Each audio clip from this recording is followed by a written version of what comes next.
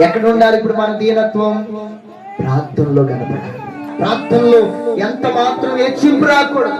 మనం ఎంత ఎదిగినా, మనల్ని దేవుడు ఎంతగా వర్తిలింప చేసిన, దేవుని కొరకు, ఆయన పరిచర్య కొరకు, ఆయన కొరకు మనల్ని దేవుడు ఎంత వాడుకున్నా, ఎంత ఖర్చు చేసినా, మనం ఎంత గుప్పిలు విప్పినా, ఎంత ఇదిగా ప్రార్థన చేసినా మనలో ఏ మాత్రం హెచ్చింపు రాకూడదు. ఒకసారి చెప్దా, ఇప్పటికీ మనం ఎట్లా ఉండాలి?